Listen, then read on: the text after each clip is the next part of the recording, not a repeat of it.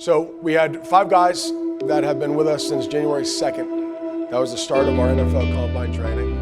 And then we had 2 guys that came, and this is actually their first week of their NFL offseason training. So we had 7 guys today. Great group. The beauty is how they kind of feed off each other's energy. So Mondays for us are always a linear speed day. We are doing a little bit more focus on our starts, our 10s and our 20s. Thursdays, we work a little bit more on the back half of the 40. Why the HiTrainer kind of fits in perfect for Mondays is because the first half of this race, minimum for us, is all dry phase. Our guys know it's coming, they know the length of the warm-up, right? So it kind of amazes them how much time and effort we focus on making sure they're ready to go. We proceed from sort of our dynamic warm-up, then we go right into our glute activation work, and then our nervous system, which you saw with our pogos and our foot fires and our ankle hops, really just trying to wake up the whole body. And then we kind of go start our progressions. We do our lean fall starts. The purpose of the lean fall starts is to get the body acclimated to dry phase.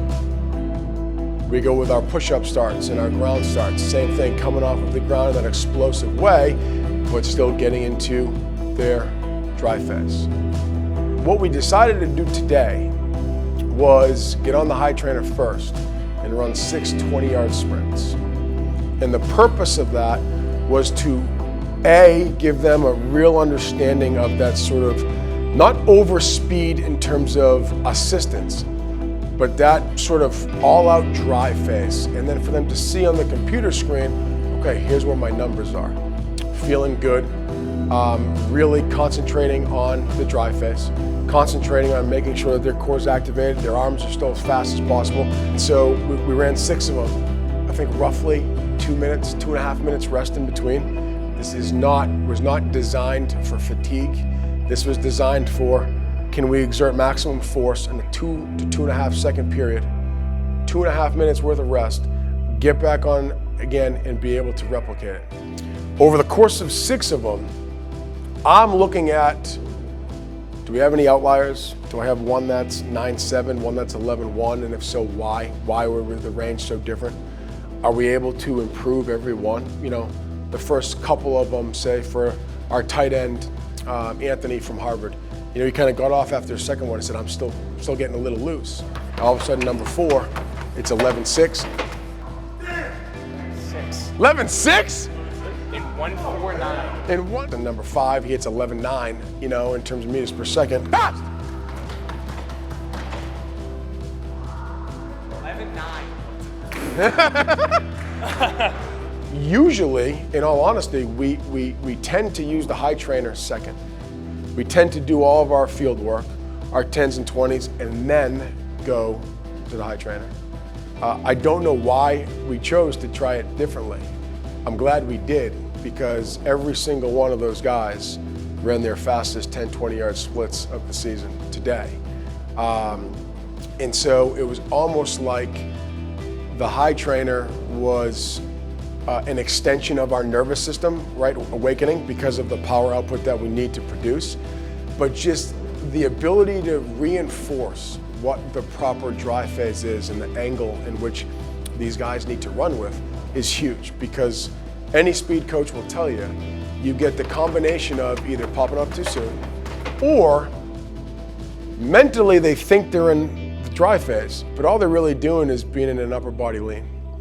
And both of those are catastrophically wrong. So to get them on and understand, and that's where the real-time data gives us, right? If one of those outliers, it's probably not an outlier, it's telling us, hey, this is what we did wrong. And so we're able to sit there and say, well, look at where your foot's striking the ground, or you know, you're popping off of the chest pad, so you have no core engagement, or your stride is way too long in terms of transferring, and so you know where your foot is striking again on the treadmill. It gives there's a million reasons why the time is not going to be what we want it to be. But when the time is what we want it to be, that's a perfect rep. And their ability to kind of take that perfect rep and now go out on our turf, get in their 40-yard stance, and explode through their 10s and 20-yard splits is imperative. I mean, that's what the whole race is won and lost. There are a lot of us who focus strictly on the first 10, 20 yards or starts. Everyone's running starts, 10, 20-yard splits.